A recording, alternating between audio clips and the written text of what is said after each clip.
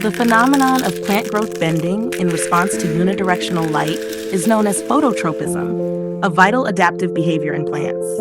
Plants bend toward light to optimize light absorption, a critical process for photosynthesis and indispensable for their growth and survival.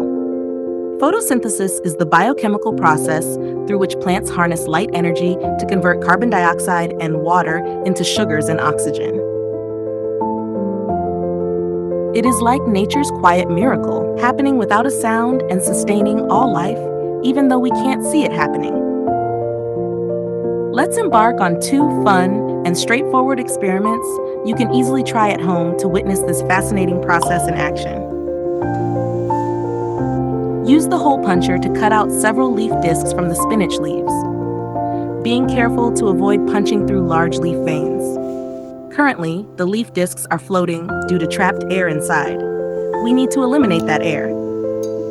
Next, put the leaf discs into the syringe, draw up a small amount of water, and expel any trapped air inside it. Just add a bit of baking soda to the water. It provides a source of carbon dioxide for photosynthesis. Now, drop the leaf discs into the solution and place it under the light. Keep a close eye on it. In about 10 minutes, you'll notice them starting to float up. It's all about the oxygen. During photosynthesis, leaves produce oxygen, which adheres to them. As more oxygen accumulates, the leaves become more buoyant and start floating up like little green balloons. Are these bubbles truly oxygen? Time to investigate. Let's verify it with another experiment. Prepare a 2% baking soda solution.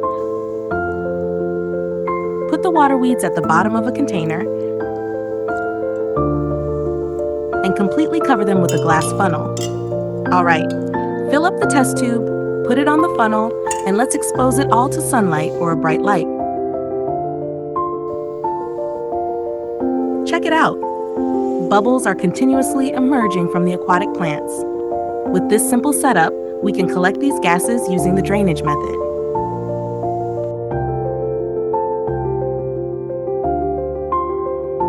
After a few hours, we've gathered enough gas. Time for the moment of truth. Pull out the test tube. Insert the wooden strip with sparks. It lights up again, proving that the gases are indeed oxygen. Thanks to these 2 simple experiments, we've had a front row seat to the fascinating show of photosynthesis.